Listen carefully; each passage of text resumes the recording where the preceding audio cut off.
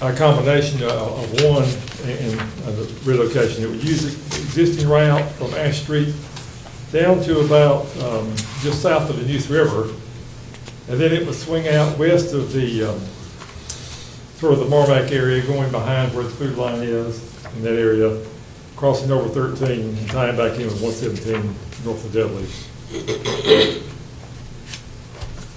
Alternate 4 would use the existing route from Ash Street down to about Arrington Bridge Road with an interchange there, and then would go on the east side of the existing highway, crossing the Neuse River, interchange at Genoa Road, just east of O'Malley Highway, a bridge over the railroad and the existing 117, and then an interchange with 117, about that's where it would tie in back, going back in. On all of the alternates, 1 through 4, when it gets toward Dudley, it would be upgrades to the existing highway. There would be an interchange at O'Berry Road at Dudley, interchange at Country Club Road, north of Mount Olive, upgraded the existing 55 interchange there at Walmart at Mount Olive, putting in a grade separation for West Main Street, a new interchange on the south side of Mount Olive that would replace 2 at-grade crossings. It would be an upgrade to the interchange at Calypso, and then 1 over near Faison, and then tie into the existing highway, or to I-40. They've got a sheet here that shows various alternatives with traffic counts from under the no-bill alternative in the current year, from 581 down to 13, it's going to increase from 13,000 currently vehicles a day up to 33,400 by the year 2035. From 13 down to 55 at Mount Olive, 13,500 up to 17,500. And you can see the part south of Mount Olive is about half that amount of traffic. 6,500 currently up to 13,000. It's got 2035 no build for the various segments. And then it has build alternative, what those segments will be carrying in traffic. Alternate 1, upwards to 50,000 on the first section, and it tapers on down as you go down toward I-40. Alternates 2, 3, and 4 at the bottom of the page vary from around 30,000 up to, again, close to 50,000 for the various segments. Alternate 1 has, as currently shown, is 24 miles, 2 is 16, 3 is 20, 4 is 18 miles. 1 does not have any, of course, it's all existing routes, so there's no location, no road on new location. The approximate cost of each, alternate 1, 260 million, 2 is 310, 3 is 280, 4 is 310. It's got, there are some properties, and one of the issues that we have along any of these routes is property that we call FEMA buyout properties that would be difficult to get approval to cross over with bridging or causeway. So it does mention the number of properties involved for various alternatives. Major stream crossings and river crossings, number 2 would have the most, number 3 would have the least. Area and national wetlands, that could impact how difficult it would be to get a permit from the Corps of Engineers. Alternate 2, again, has the most impact on wetlands. Alternate 1 has the least because it's following the existing highway. Connie, could I interrupt you there, because this chart's really important. And I do want to point out that on alternative 1 is the least cost and has the one FEMA buyout property, but when I discussed that, actually they would mitigate that to where that would be 0, because they would narrow the median at that point. That it would not actually, so that would actually change that to 0. It's 1 if they continue to have that median the same width all the way through. And as we all know, FEMA buyouts property is a roadblock. So actually on alternative one, it's the least amount of money with zero on FEMA buyouts by modification. And it has the least amount of wetland acres. So those are the impediments to build, and that is wetlands and FEMA buyout properties, and of course, the major streams and crossings and so forth. And one issue I think that was brought up that when we had the meeting was, they plan on having a grass median with this route, and I think it says, why don't we narrow the grass median, put up a concrete barricade, and just have a more narrow highway. It's pointed out they like to have a grass median from the start in case the traffic counts ever increase and they have to go to 3 lanes in both directions. They can build it in the median without having to come back and acquire more right-of-way on the outside again once the highway is put in place. So you disturb the joint property at one time. Okay, thank you. Then the next page shows the project schedule when they started this. The next step, under design, cost estimates, and preliminary findings, is where we are. They plan on having those next month, and if we were going to make any suggestions, point out any preferred alternative, whatever, now would be our time to do that because of the schedule they're on. They currently plan on having their draft study out by November and having their final study completed by February next year. Once that is completed, that will be then up to DOT to take upon it, going through their design, through their process. When they do a study like this, particularly when they're looking at new locations, routes, their study area is about 1,000 feet wide, even though they may only require 300 feet of that. What that allows them to do is in that 1,000 feet, move it from one side to the other or run it down the middle, depending on what is best in that 1,000 feet. And so there may be some alternatives that would work out better than others. And we've got on the next few pages more details on the designs themselves. I don't know if you want to go into all that or not, but the main differences between the alternatives. I guess in a nutshell, alternate 1, we follow the existing route all the way down. 2 would be a new location from Ash Street down to the point south of the fairgrounds. 3 would be existing route down to south of the East River, and then a short bypass of the Marmac area on the west side. And 4 would be existing route down to about Arrington Bridge Road with a new location on the east side of the existing highway, the east side of the railroad. We did talk about when we had our staff meeting about with alternate 4, where it would tie back into Arrington Bridge Road, looking at coming up west of the existing highway on a new location closer to the river, going behind where Edwards Truck Service is, going about where the Waynesboro Park is. And we were probably going to ask them to look at that. With those issues there, you're going to run into, and that may be why it was avoided to begin with, we were going to have Goldsboro look at that and see if that was one of the alternatives that was ruled out 10 years ago when this study was done. They may have looked at that then, because at that time, I believe Waynesboro Park was a state park, and they probably wanted to avoid going through that. We may want to avoid going through it for the same reason. You've got cemetery issues on that side. You're going to have more floodplain issues. 4, and I think we were in agreement that 4 appeared to the staff to be the best of what's here.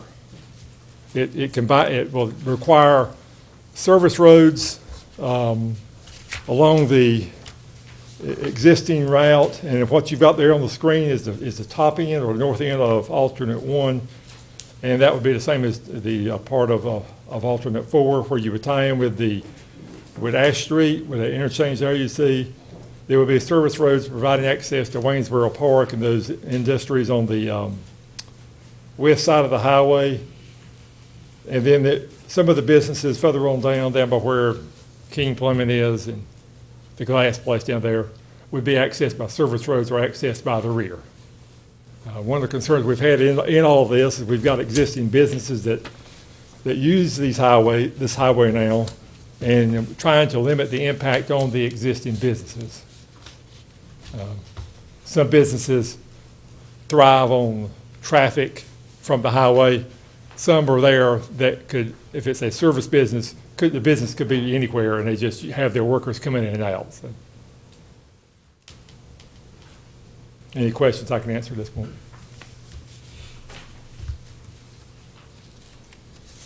Connie, I think one thing we might mention is under alternative one, I think it was, there was some, weren't there some convoluted ways they were having to make connections to some of those roads in the congested area?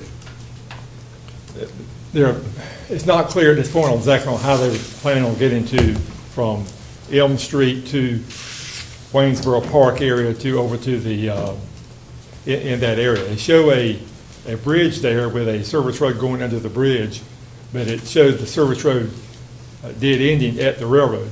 There would have to then be a railroad crossing, probably an at-grade crossing to get over to Waynesboro Park.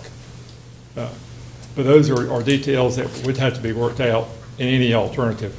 Any of these, other than alternate two, are going to impact existing businesses from Ash Street down to Arrington Bridge Road. Has the city indicated where they're at on this? No, sir. I've contacted them and they have not. They did not have it on their agenda last night. But when we had our staff meeting, the city manager was there, Randy Guthrie, assistant city manager, and Jennifer Collins, transportation planner, and Mr. Wood, myself, and all of us appeared to agree that of what's here, alternate 4 is the best. You know, that doesn't mean it's going to wind up being the best once DOT looks at it, but of what's presented here, of these 4. And my take on that is I can see the benefits of 4, but we would like to try to keep that traffic going through there as close to the retail centers as possible. And they had not, as well as I'd understood it, they had not resolved the access roads on alternative 1 as yet.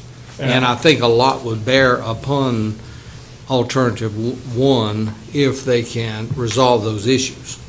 I think that was the concern we had, that from probably about Arrington Bridge Road, alternate 4 on the new location would be the best. That would put it on the east side of the railroad going down that way. That would avoid a lot of your floodplain issues that you'd have on the west side. It's just from there to the north, what do we do? We've got a limited right-of-way. We've got businesses up close to the highway. It may be, if you go in there and have to widen the right-of-way, you have to buy out the businesses, and then you eliminate the need for the service road. Oh, that's true. But I don't think that they've presented their plan for service roads yet on upgrading existing. Which is why we think the price is understated too, because he's going to have to deal with all of that. And I guess part of our thinking was that 4 has the least impact on the businesses too, because you're not having to change so many connection points with those businesses and affecting their traffic count.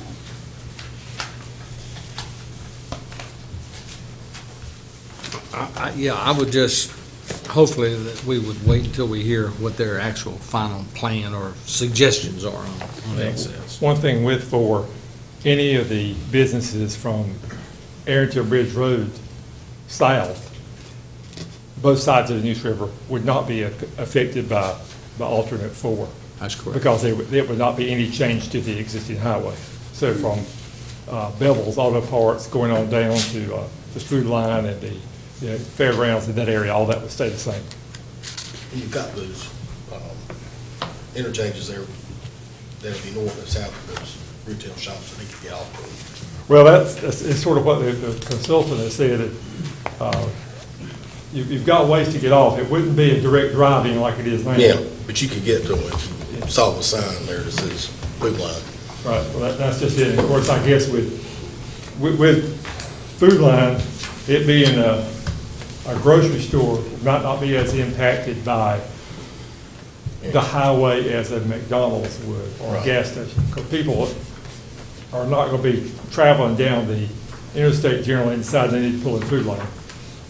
We might decide they want to get some, they need some gas. Yeah, it might And be I beer think stop. those places, they need to have a fairly easy access, and they want to go around their elbow to get to the phone. But there are access points. Yes. Johnson. So I think part of this is a timing issue. You know, you mentioned about it'd be nice if we knew what their plans were gonna be all the way through on one. But you saw the schedule, they wanna have a draft by October and then a final by November. So they're really pushing us to get any input we want to them. And that's why we scheduled it for today. But it may be, instead of picking an alternative, you want to just submit certain comments about what you see as the pros and cons on some of these, or narrow it down to one or two choices and then talk about the issues that you have with either one. Because if we don't submit anything, then we really don't have a voice on selecting what we want. Are we down to two choices, alternate 1 and 4? Is that That's where what we're I at? said. That's what I said. So we could make a recommendation on those two. Well, Connie, wasn't there Is that some what talk we need to about looking at a blended alternative? Well, we were looking at, on alternate 4 from Ash Street down to about Arrington Bridge Road, putting that on a new location. Also, west of the existing highway, it would cross Waynesboro Park. That's not anything that they have presented, that's something that we came up with at our work session. Going west of Waynesboro Park, It would cross Waynesboro Park, cross right through the middle of it. may not be very popular. That's probably why it's thrown out before. But one of the things that we had asked Goldberg to try and find was, there was a study done 10 years ago on this same section of the road. At that time, they started out with 10 alternatives, various combinations of routes. What was chosen then was what was called alternate 10, alternate 2 on this map. And it was chosen because it was entirely on a new location. But it's also the furthest out from Goldsboro. So you're getting traffic by Goldsboro, but if you really want to stop at Goldsboro, you need to have it further in. So you're going to have to find some blend, as you say, between going on existing route, improving it, and then having the interstate shield at the same time. It'd be simpler like if when I-40 used to go through Winston-Salem. You know, you went right through the middle of town. If you, Mr. Chairman, Yes, sir. if you go through Waynesboro Park, would that also go through the graveyard? It would probably be behind the graveyard. It'd have to be, you can't, anything to do with a graveyard.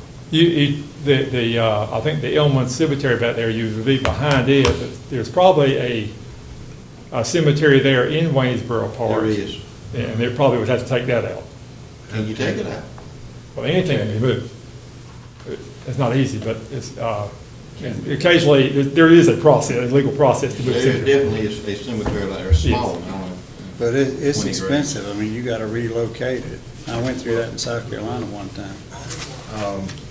That, would that also mean more FEMA land would be involved if we did that? No, not really, because it's floodplain property, probably more of that, but you would have no more buyout property than you would have on the other routes because you're going closer to the river. So we're going between the buyout property and the river. Yeah, but I think there were some FEMA properties on the Waynesboro Park side. There are, but this would be behind those, between those properties and the river.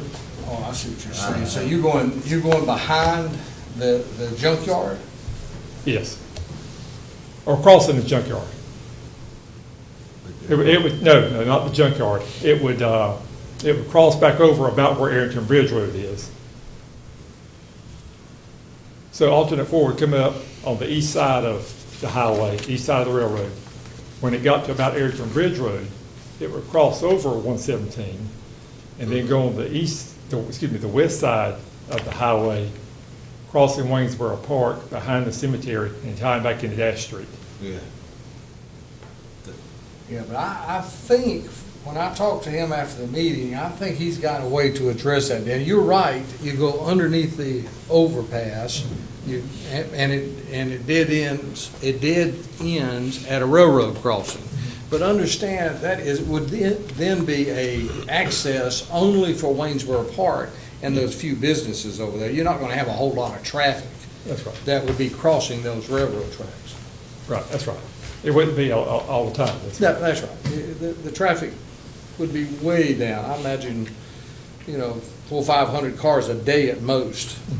So, but I think we need to see what they recommend, what they come up with. Well, would it be that if we recommend alternate 1 and 4, would that be the time to actually add a third, our suggestion, or not? I think that would be the time to do it, yes. You would have a 4B, if you will, or alternate 5 or whatever. Recommend 1 and 4, and then say, well, this is what we would prefer, and lay it out for us, if that's what we prefer. This would be the time to do that, if you want to do that, yes. If y'all looked at this real close as far as the Waynesboro Park thing, We just looked at a line there. We did not look at, closely at impacts and acres of wetlands like they would, because most of it's going to be in a wetlands area. Impact on the park, whether you'd want to actually go across, because if you go right through the middle of Waynesboro Park, if that's a sort of a deal breaker, then you don't even need to look at that. So my understanding that what you would support is a recommendation of either alternative 1 or 4 with an additional possibility of studying this new site on where the Waynesboro Park location is. Yes. You would need to word that differently than I did, but, and that would give an additional alternative to the upgrade. Yes. And I think we would emphasize that what we like about alternative 4 is that south of Arrington Bridge Road, it has the least intrusive footprint, if you will. That's the one I like. Always had. Yeah. Whereas alternative 1 seems to have a better situation on the overall upper part. Well, I'm just thinking out loud here. But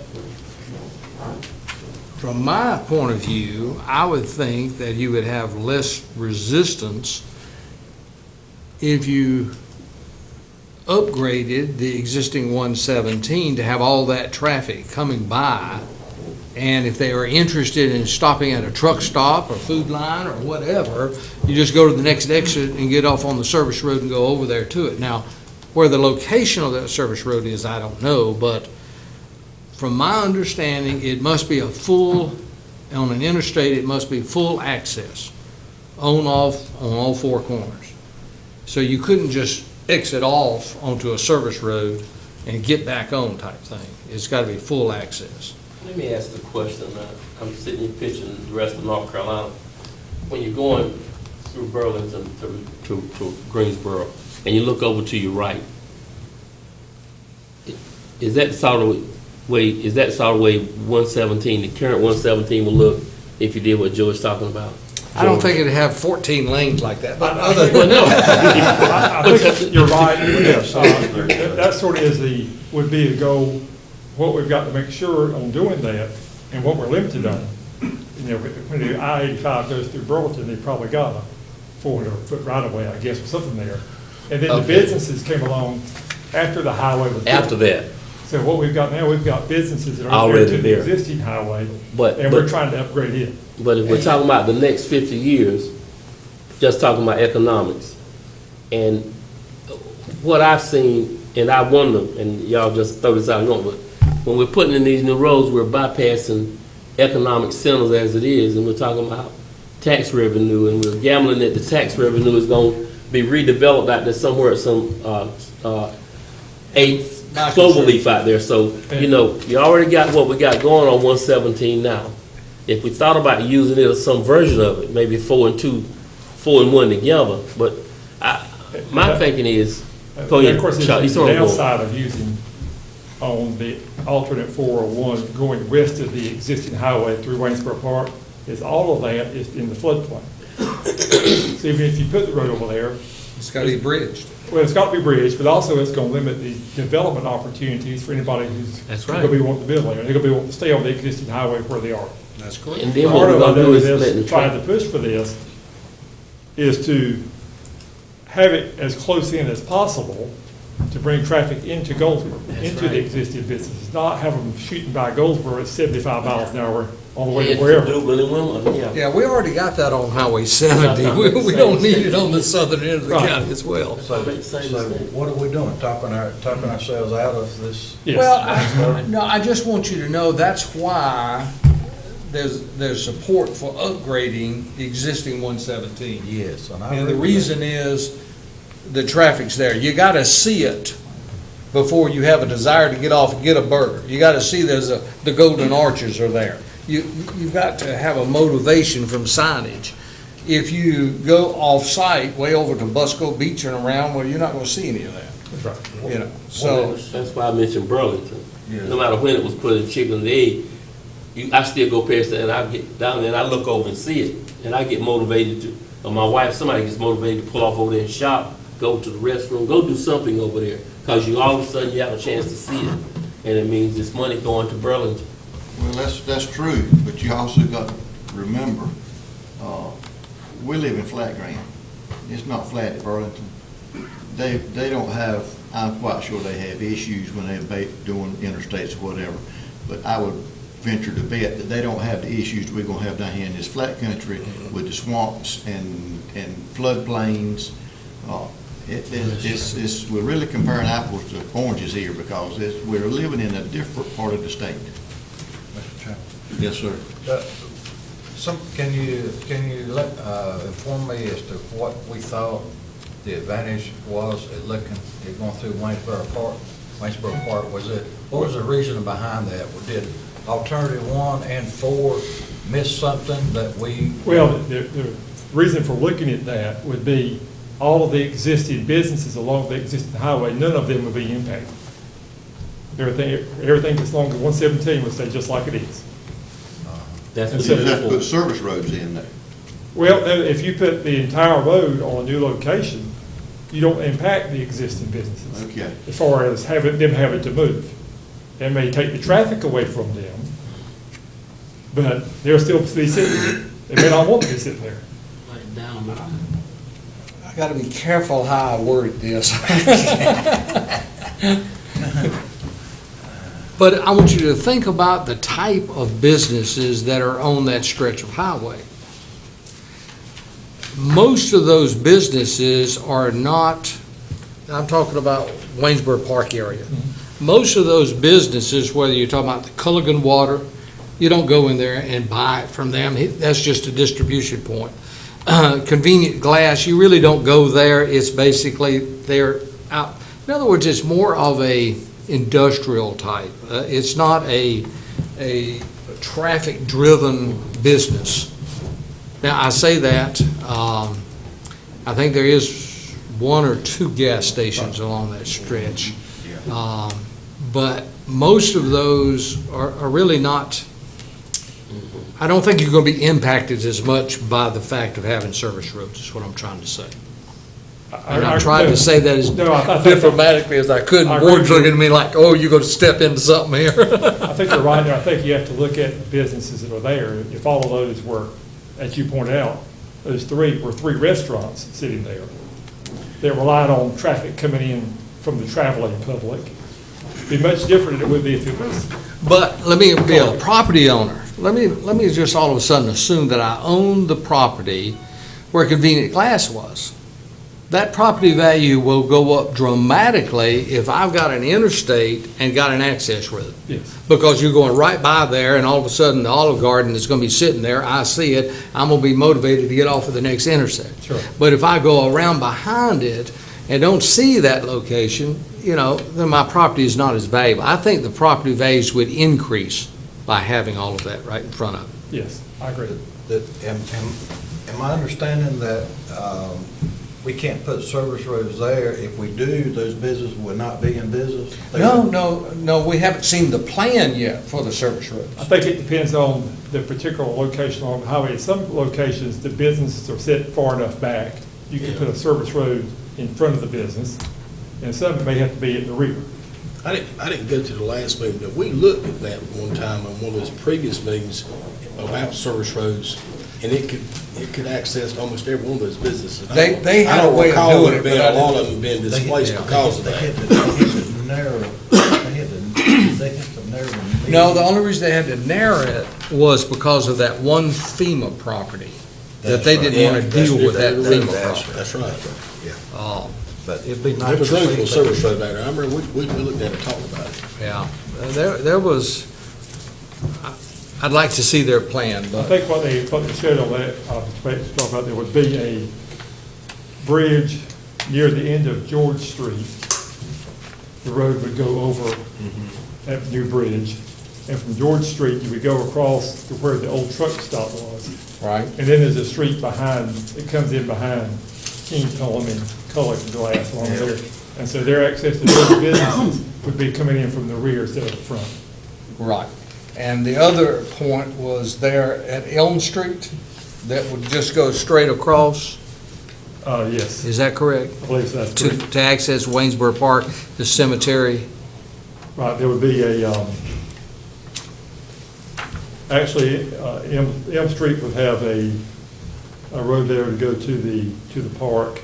It would come in, instead of going to the park entrance where it's at now, it's like it would go down a little bit further south. Right. To tie in.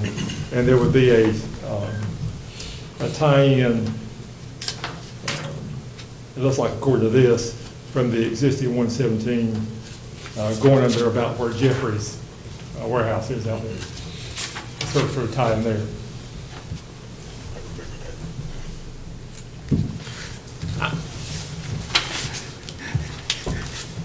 Okay. I would recommend that we recommend to them alternate 1 and 4, eliminating alternate 2 and 3, and for them to give us at least a preliminary study on extending the roadway, the interstate behind Waynesboro Park as an alternative for that Goldsboro section. Yep. That's what I Does that think. sound reasonable? Yes, sir. That'll work. What's your thoughts? So, I agree with that. Can you write that up? I'll give it a shot. And we'll get that off to them then. What's That's your pretty thoughts much what on the that? staff's Yes, sir. had come up with. do we need to vote on it? We're gonna come, I think it would be good to vote on it, because they're wanting comments from the. As an alternative, to see if they can. Want to make that in the form of a motion, Mr. Miller? I make that in the form of a motion, Mr. Chairman. Yeah, you got that. Would you repeat that Oh, one my more goodness, I was afraid you would ask that. Okay, time? Recommend alternative 1 1 and 4, and 4. eliminating 2 and 3, and then with an additional alternative on, I'm gonna say the first leg of the interstate to go behind, would that be to the south? West. That would be to the west, to the west West. of Waynesboro Park, tying back in at About Arrington Bridge Road. about Arrington Bridge Road. Sounds good. Waynesboro Park goes down to the road.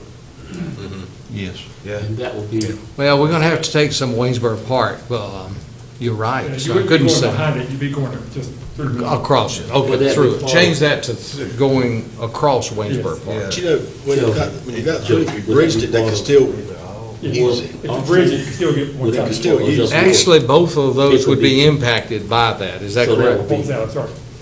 Going to the west of the existing 117, Right, across Waynesboro Park would impact both alternative 1 and 4. yes. okay. And Connie, one other thing, would you notify the city of what we've done? Sure.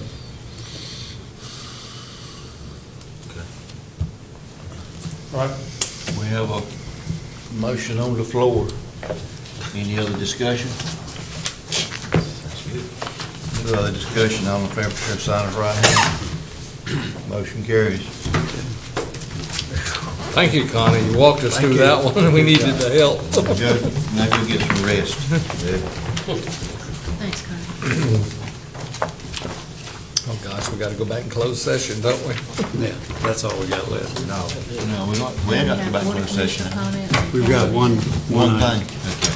Yeah, we have one more item. I got an hour and 45 minutes of comments, I see. You got out on 45 minutes. I'm gonna be giving them to myself, right? You're gonna have to. All right, you want the, Closed session it is. you want the closed session now, or you want Mr. Wood to give his comments, and, or how do y'all want to work this? If there's closed session. Do it. I move we go into closed session. Do all the comments at one time. A motion will go in closed session, all in favor, say aye. No more, no extra comments. Positions for acquiring public property, acquiring property. For acquiring property?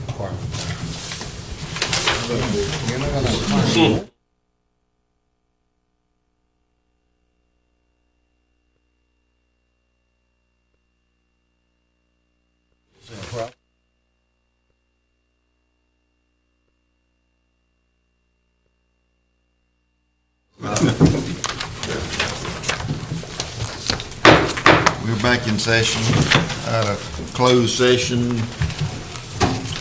We're waiting for our colleague. I'm here. Okay, we got everything taken care of, county manager's comments? Mr. Chairman, I've got several things. We already covered the first one, and that's the jail tour next Wednesday. We'll talk about that. Anybody who's going will meet here at 8:30, and we'll go from there. This has already been in the paper, but I just wanted to make sure everyone had saw it. I have employed the EMS director, and he will start Monday. We've employed the airport manager. He will also start Monday. And the filing period for the assistant county manager closed yesterday. I have about 50 resumes I'll be going through. 50? Yeah. And then narrowing that down, and I'll probably interview between 5 and 7 people, something like that. So I'll be back to you on that. The fire contract, just wanted to, for those of you who have not been involved in that, the chairman and Joe Gurley, myself, and Brian Taylor and Mel Powers have been reviewing that along with Borden. Those need to be renewed in October, I believe it is. Yes, sir. And so where we're at is we're close to having a draft of what we want, and then what we plan on doing is meeting with the executive board of the Firemen's Association and try to get any comments they may have on it. We'll try to do that shortly. And then we'll be back to you with that. But we do need to move in October on that. Anything, Wayne, you want to add to I that? don't think so. Okay. And Okay. one thing I would make a comment on that is the contract is being changed from the old contract, and really what triggered it was when the, correct me here, Mr. Parker, if I'm wrong, when we went from a fire district to a service district.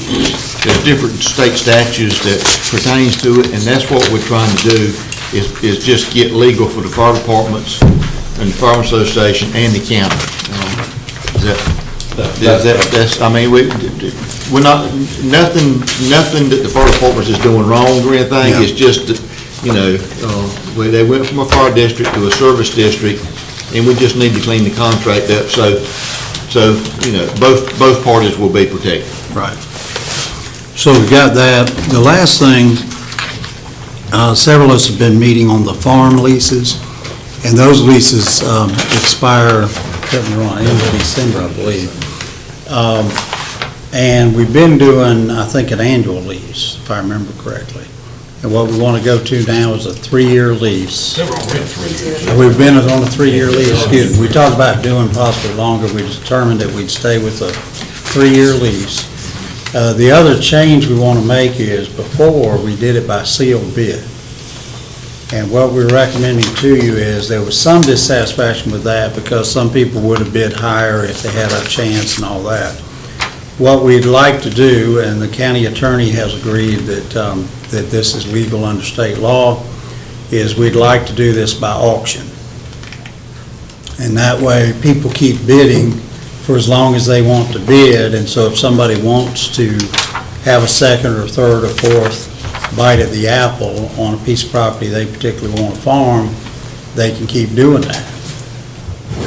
So, what I would like from you today is, if you're in agreement to allow us to move forward with an auction, we're ready to go with that. Is that right? It's- What kind of, when you say auction, I mean, we're used to tobacco auctions and farm machinery Well, it's auctions. I mean- essentially the I mean, same- I mean, it's you got a essentially the time- same You got a thing. time frame, or are you just gonna be done all at one time, or? Yes, it's gonna be done all at one time. Everybody will be notified to meet here. And then Noel and Marcia are going to, so we've got this tract that's, we'll describe the tract to everybody and decide if the opening bid has got to be $100 an acre. And then, Let me say $100. Yeah. What, didn't we set the minimum bid at $100? We did. okay, so it would Per say- acre. Per acre. Per acre, yeah. Per acre. And then whoever's interested in it will, as George says, will have an opportunity to keep bidding until nobody else is interested. Is that gonna be, is that gonna be televised so I can see Marcia and Noel, which one is gonna be the auctioneer? You don't think we got our auctioneer's license? Now, would that be the farmland that someone's farming and the FEMA? There's one FEMA property we're putting in this. We had about a 20-acre tract. We had one 20-acre tract of FEMA property. Was that our? How many parcels we got? Yeah, there was multiple It's parcels there, but not it the may. little pieces that connect to someone else's adjoining property, like a little lot. Right. It's about 20 acres. This is a large tract. You can put it all together and ignore the property lines, and we have about a 20-acre tract there. So we thought, and the difference is, the FEMA leases have never been charged anything. The FEMA leases were, if you maintained the property, that was sufficient compensation to the county.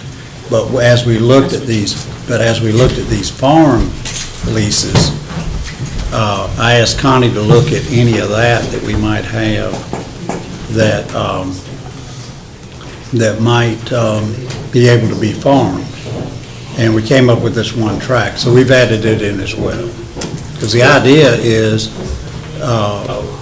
you know, one person shouldn't be able to farm for free when other people are paying at an auction to, you know, for the privilege of farming that land. Mr. Doherty? Talking about FEMA properties, are we charging any type of a lease to Busco Beach for any of that property that they are using? Have we discussed that, or? Those leases come up once a year. They do. Right. And there is monies that are being transferred over as a result of that. Busco Beach, I don't think. Not at is paying Busco. anything. I don't think they're paying They're not anything. paying anything. And that's another issue we need to look at. Nobody's paying anything. The deal was, if the county leased this property out, you didn't have to keep it up. So if you've got a lot that was next to your house and you're willing to cut the grass, put a garden in there, Yeah, and I can understand that situation, but here, we've got a money-making operation, that they are raking in monies hand over fist almost, and they're using county properties, and they should be paying. Well, I think they're using some of the county properties for parking, for Well, that concerts. means it was what they Well, used what it I'm for. saying is, but I think that lease is expired. right, I think Connie has written them and told them they could not be on that property anymore. Whether they are on it or not, So that, and there is the problem. So the question becomes, what do you want to do about that? Well, yeah, we need to be We need more to, and we also need to see a map of what the county does own out there. That's Right, and we've got that. I asked Connie for the same thing, because I wanted to see, what does the city own, what does the county own, and all of that FEMA property. Would we want to include that in this auction we're going to have?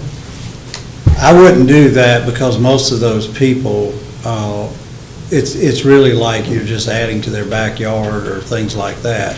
For most of the people on the FEMA property, I think the only issue we've got is what to do with Busco Beach. So what my recommendation would be is let's get these farm leases taken care of, and then let's come back and look at what to do with Busco Beach. The other FEMA properties, I would just leave them like you got, is you have once-a-year contracts, and yes, they get to use, a quarter-acre, half-acre lot, but adjoining theirs or something like that, but the savings to the county is we're not having to go out there and mow it. Our concern is farmland, That's correct. not gardens and yards. That's right. That's right. That's right. And so what we identified as we went through it was one, it's not one tract, as Bill said, but one area where we can put multiple tracts together. We own them all, and come up with a 20-acre site, and we felt like it was only fair that who's ever farming that should have to pay for it, just like we're charging all these other people. And so, Can I ask one other question? That is, on the existing farms that we are renting currently, or leasing currently, what amount are they paying per acre now? In other words, some land is worth more than other. well, it varies because people submitted bids, but the difference was it was a sealed bid, so you only had one shot at it. Theoretically, with an auction, the county should do better. Well, theoretically, but what I'm saying is, I would, if I owned the property, I would set the minimum bid at what I was receiving the prior year. So if on that tract of land, I was getting $120 per acre, then that'd be the minimum bid. It wouldn't be $100. Were we not renting some for We less got than $100? 75. We had some down to We stood at 75. So you're gonna set everything across the board at 100? That's correct. I don't know that I agree with that $100 minimum as a blanket. When you got one parcel out there, it's only 8 acres, that's hard to get your money back versus. What we a talked 20 about, acre. I meant to interrupt, was if we don't get a bid at 100, it will back off. Yeah, it just kind of seems wrong and sick to me. Well, I don't think You gotta so. start somewhere. Value of land is different, and I would establish minimum opening bids based upon the value of that particular tract. Well, we If had that one. particular tract has been farmed for 15 years and it already has got the nutrients that have been invested, that piece of property is of more value than a raw piece of land. Now, I'm not in the farming business, but I'm gonna go where a farmer's already intended. But wouldn't the person who's wanting to bid on that accept that as part of his knowledge base, that he knew that piece of property Well, was better and not and therefore, necessarily. wait a minute, if you got two people out there and one of them been farming and he know it's nutrient ready, and the other one got some down there and he happened to know that piece is nutrient ready, if he wants it, he should be bidding against that guy. Agreed, but if I'm from Mount Olive and the property is You up just here in the wouldn't know northern what end you of the county, then I've got There's transportation. something else that we put in there. Okay. But you don't know. All right. That they were gonna be required to do a soil test, and they were gonna be provided, if it required them to come back and put lime in it, then they would have to do it to get it up to where it's supposed to be. And we decided we would do it yearly, is that what we talked about? So you made Who's gonna do the subdivisions soil for test? that? The soul test? The soil test, I didn't remember us saying yearly, but I. Yeah, I think it's at the beginning. Okay, well, every 3 years. I think Okay. normally soil samples every. I couldn't remember what Every we 3 years. did, but I remember we. But we see, were gonna require that. farmland is going for 150 an acre now or more. So $100 an acre is a minimal bid for what we're looking at. Starting out per acre.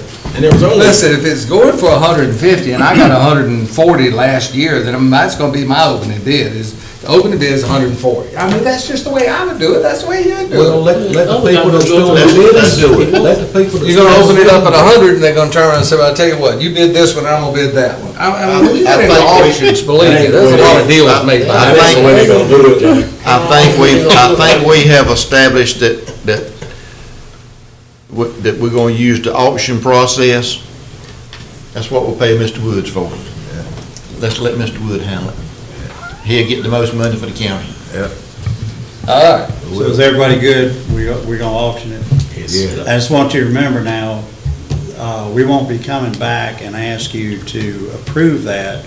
We'll just be coming back and telling you this is what we got. That's Because the what we auction- want you to do. That's what y'all's job is. Do I need to make that a formal motion? Yes, sir. Okay, I make a motion, Mr. Chairman, that we allow our county manager to move forward with the leases at auction. Yes. At auction. Yeah. Okay, Okay. all right. I have a motion on the floor. Any other discussion? Are you gonna include, Or you need to include $100 in there? yeah, that's what I was. That's up to Mr. Wood. Do you need to include $100 in the motion Minimum. as a minimum? Well, I think the committee had worked on it to put that in there, so I think we're gonna stay with that. Okay. But you want to put that in the motion that we're getting ready to make? I don't think that's I necessary. don't think it's, I I don't think that's necessary. I don't think it's necessary. No, that might change. We might Yeah, take the it. group that worked on this came up with that, so we're good with that. I have a motion on the floor. Any other discussion? All in favor, show sign of right hand. That one, I don't really have to back up. All opposed?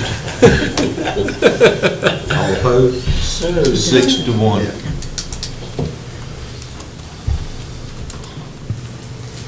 That's all I've got. All right. Commissioners' reports and comments. Mr. Gurley. Real quickly, been very busy the past week and a half. Hopefully, we'll have a new DOT maintenance engineer. I went out and met him last week, talked about a few issues with some roads and ditches and stuff. It's Jimmy Hawley. We hope he gets staged here permanently. But nice guy, get a chance to call him, please. But most importantly, the reason I was been real busy is the birth of our new granddaughter. Avery Costin Bell was born September 5th, and she weighed in at 6 pounds and 9 ounces. And we're just having a great time with that little precious thing. Thank you, Mr. Chairman. Thank you, Mr. Gurley. Mr. Bell. They called me. Listen, since you talked about the jail this morning, that was my report that I was gonna give. And I think I'm gonna yield to my long-winded seatmates for the rest of my time. Mr. Mayor. Oh, you talking about me, Mr. Didn't mean you to take I ought to have. No, it has been busy. September the 3rd, I'm just going to mention these, but I'm not going to go into any detail. We attended the Chamber of Commerce Economic Outlook hot topic. That was very interesting. Ted Abernathy spoke at that. That same day, we had a meeting on the Advanced Training Center. We're continuing to negotiate on the purchase of a building. On September the 5th, I attended something that really, I never attended before, that really made my day and was very informative. I attended out at Seymour Johnson Air Force Base, the Razor Talent exercise. And I'm telling you, you're talking about technology at its very best. That was it. This exercise was performed, I'm going to say a few sentences about this one. It was performed off the coast of North Carolina. It included our F-15Es, F-16s, F-22s, and some refueling tankers and possibly some others. But we were able to watch the jets take off from the flight line, and this F-22, whenever this thing gets to rolling and just clears the runway, it goes straight up, folks. Less than 10 seconds, it was in the clouds. This is an awesome jet. But we also was able to watch the exercise in real time on a huge screen. So you could see all the dog fights that were going on, and you could see the planes, moving. And this was really interesting. And then we went back to the flight line to watch the participants come back and land at Seymour Johnson. September 8th, WCDA, as you know, we are in the process of interviewing for Wayne County Development Alliance Director. We've been very busy with that.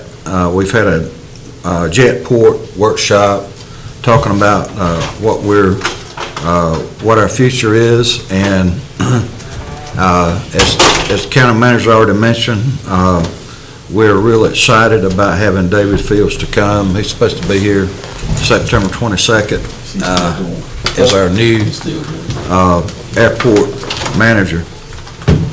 We also had a Wayne County Development Alliance board meeting. The other thing is that this past weekend, I attended the MAC committee meeting at Langley Eustis Joint Base. You know, they changed the name of Langley Air Force Base now. It's called Langley Eustis Joint Base. If you remember, Fort Eustis is right next to it, but that's an Army base. And they have combined purchasing everything for both bases. They have combined all that in one, so they're actually operating as a single base. And I talked to several colonels that say that in this particular case, since they're located, you know, contiguous to each other, it's working out fine. They're not having that many issues. But this was sponsored by the Wayne County Chamber of Commerce. But you know, what you find out in talking to these colonels and above, and several generals, is that they're interested in preserving our bases as far as a bracket's concerned that's going to be coming up in a few years or maybe next year. But I get a concern from all of our military that they are concerned about cutbacks in their budgets. They're concerned about people that have 10, 15 years in experience and more losing their job because of budget cutbacks, and even to the point that we're losing our experience. A lot of them feel like we're losing our military experience, in particular the Air Force, because if you remember, Fort Eustis and Langley was hit to about 670 some jobs, but they told us that the actual number was 720 that they lost. There was about 500 civil service, and the rest were staff people. So it is a concern. It is a concern of our military. So having said that, we sat down and had some interviews on the 15th at the WCDA for the Wayne County Development Alliance Director, and we've got some more set up for Wednesday tomorrow to try to finish some more.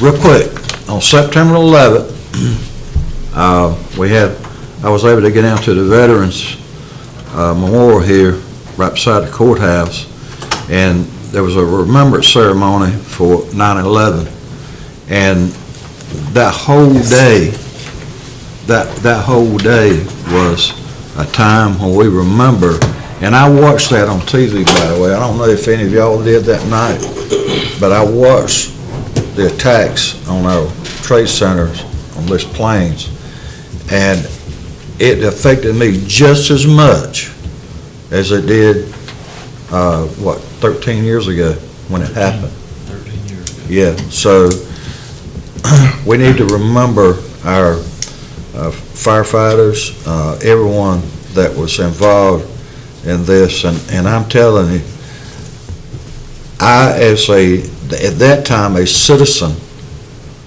I still approve of what our president did, George Bush. He said, we're going to go get you, and we did. Thank you, Mr. Chairman. Thank you, Mr. Mayor. Mr. Pate. I think I was at the same meetings that Mr. Mayor was, so mine would be shorter than it would have been. I also went to Langley this weekend, and I was very impressed with the folks we had the opportunity to talk to, and they were very appreciative that we were there, that we cared enough to go all the way to Washington, all the way to not Washington, but to Langley, to talk to them. And they thanked us for what the communities do for the young airmen, because they did talk about the cutbacks and they're unable to do what they want to for their airmen. The Razor Talon, I also went to that. That was just super impressive. Matter of fact, Colonel Slocum told me while we were at Langley that exercise takes place once a month. And he would like to, for me or us to give him some names of people who would like to be involved next time, because he'd like to do it again. He'd like to have more people involved in the community. Spouses are welcome, because mine wants to go, because she said I was like a little boy when I got home, because I was. Because I'll tell you what, those F-22s, I was just amazed by those things. Especially in the war games that we're doing, because they just went, and I asked one of the colonels, I said, well, you fly an F-15, what do you do about the rat race? He says, you don't do anything, you don't see them coming. And it's the truth, because they just wiped out everything, and then the F-15s came in behind it and finished up. But that was very impressive.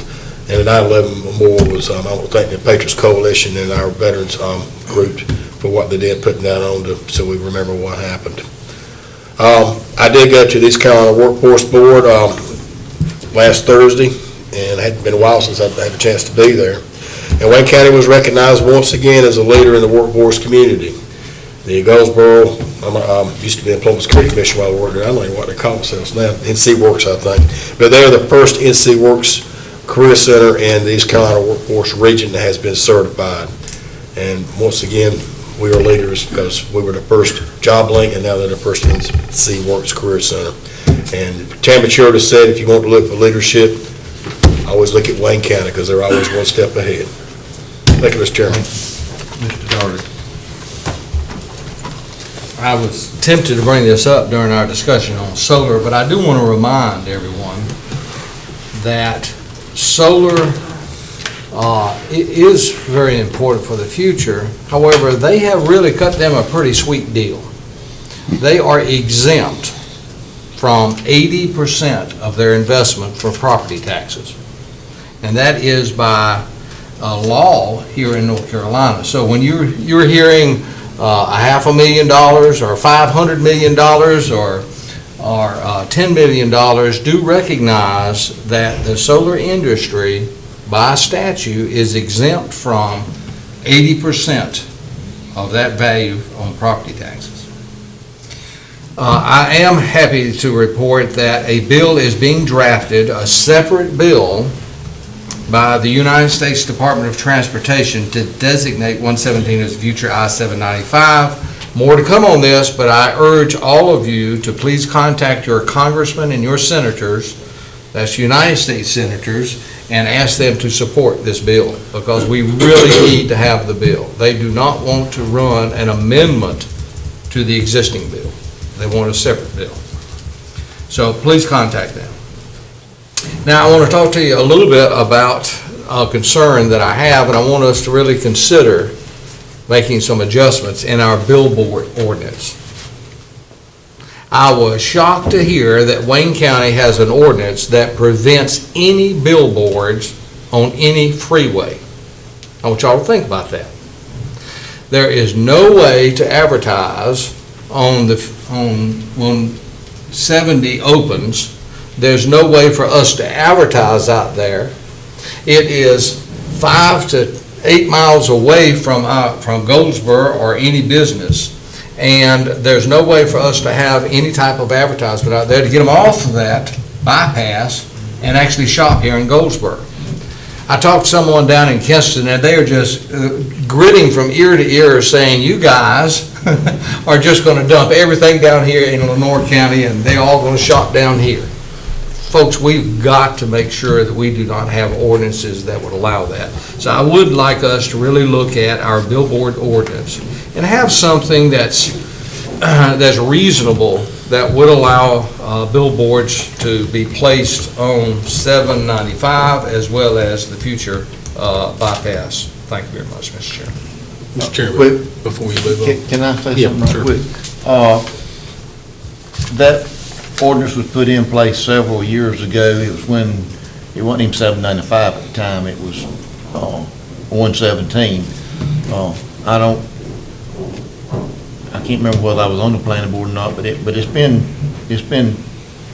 when 117, which is 795 now, was built, that was done. I do not remember what the reasoning was, but if you notice out near Lane Tree, which is in the Goldsboro City extraterritorial district, and Pikeville, and Fremont, there is billboards on 795. But in the county part, Mr. Doherty's right. I mean, it's not.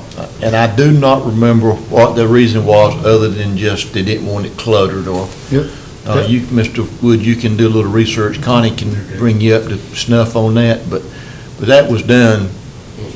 It hadn't always been that way. That ordinance has been on the books very few years. Mr. Chairman, that was the reason, you hit it on the nail on the head, was to keep from cluttering up the new bypass. Might have been a good reason, but that was it. Mr. Payton. I've had a number of calls from my district concerning this issue, and some of them are upset at the fact that they've lost property because of the new road that's gone through, and I had nothing to do with that, and there's nothing I can do about that. But they feel it's unfair that some of their land is almost landlocked, and they can't farm it without going across a neighbor's property, and they just feel it's only fair they don't be punished twice and have an opportunity to earn some dollars off their property. But to what you're saying and what you're saying about cluttering up, there are ordinances that are like, I've got one that's been sent to me for Johnston County, one for Princeton, and so we don't need to put a bunch of tacky signs up. I agree with that, but yet we don't need to punish these people, not allow them to make some money off their own property. And finally, what you said, I was coming home the other night from Newbern, and I typically don't even pay attention to road signs, but as I was coming back to Wayne County businesses are putting road signs, billboards up in Lenoir County, and they're getting the money over there. And Well, I didn't want to open up. I'm glad you brought that up, because it's still on my mind. And another reason, like at Fremont, and I don't know I can't remember whether there is any at Fremont. I know there is at Pikeville, and I know there is at Goldsboro. Those big standalone signs, they're paying tax. I mean, it generates revenue for the cities, and you can't blame them for. I mean, they need a dollar everywhere they can get it. Well, I'll have Connie do some background and probably have him come in and give you a presentation on that at the next meeting. Marcia, if you'd help me remember to put that on the agenda. Because I think it'd be good for everybody to hear what the background was, what the thinking was at that time, and why they did it. And then we can go from there as to what you want to look at. I just don't want people to enjoy the view going to Wayne County and forget to stop. Right. Mr. Camardi. I'm sorry. Mr. Chairman, I have two short items. I had the opportunity on September the 5th to go to the 20th Annual Red Rose Tea Ceremony honoring foster grandparents. And that was something that was spearheaded by Wages. It was at Best Grove Missionary Baptist Church. It was beautifully laid out, but the importance of it was that it was honoring foster grandparents who have a great impact on the young children in the public schools who need someone to help them.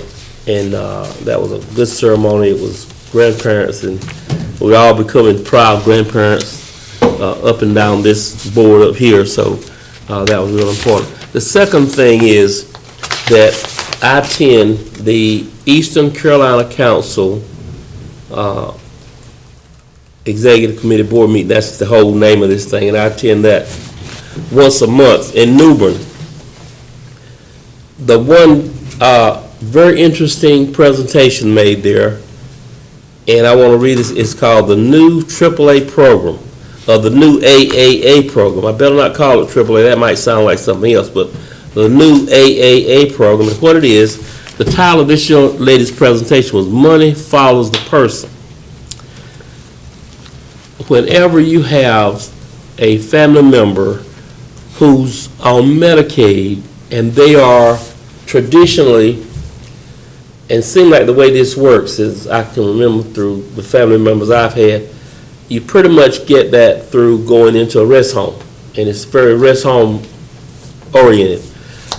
And that means that the person follow the money. I think that's the reason this thing was called Money Follows the Person. So in this traditional sense, the person follows the money to the rest home, wherever. Well, in this one, money follows a person. Under some circumstances, your family member can come home, and the money follows the person. Now, there are some, this lady gave a 30-minute presentation, so you know I can't give it to you in 1 minute. But here's the bottom line to the public. If a person has a family member who they feel like can be equally or better served at home, they have now an opportunity to participate in this program. The young lady's name is Tanya Cedars, TonyacEdars. She's the Human Service Director at the Eastern Carolina Council, and I thought I was ready to give you that number, and I can. The number to that organization is 252-638-3185, and of course the Executive Director extension is 3005. I do not have Tanya's extension, I don't think, but you can reach her at 252-638-3185. And she's kind of left at that, well, she serves our county among all the other counties. So anyone that is listening to this presentation or this news situation right this minute, if they have an individual family member who can be better served at home, or equally or better served at home, the opportunity exists for the money to follow the person. And she wanted us to sort of spread that around, contact her. Every situation might not fit this possibility, because you know there are all sort of steps and procedures, but I thought this was one of the more interesting things that I heard in a while. So that concludes my doc. Thank y'all. I got three short items. 9/11,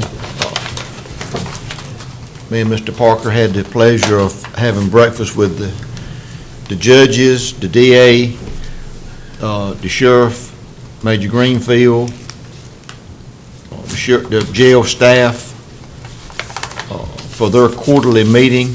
We got some real good information out of it.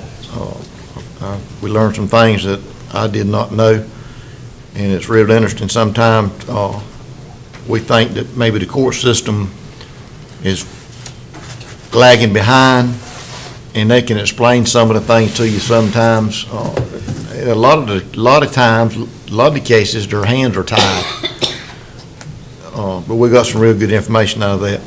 Then also on 9/11, we had a couple of ceremonies going on to celebrate 9/11 or remember 9/11.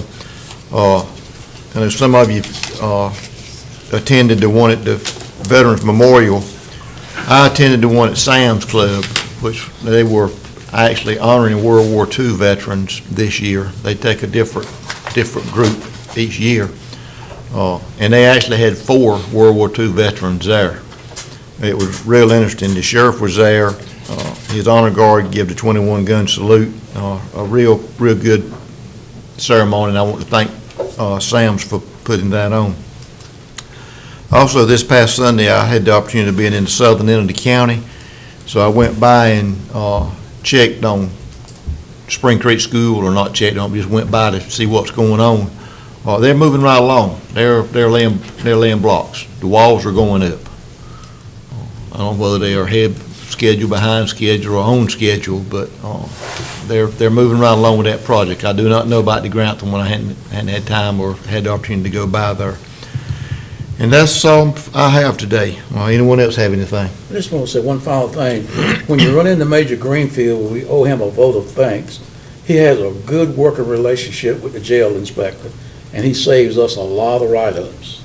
So, he have a relationship where the jail inspector don't write us up for things that he could write us up on. So we owe him a little vote of thanks. Well, that's correct, because that attitude is everything. In Thane, he's strictly business, but he's very polite, very easy to talk to, and you're right. He's probably saving us some write-ups. I hope the inspector's not listening to this. We better adjourn before we get into trouble. We're gonna adjourn, Mr. Phelps?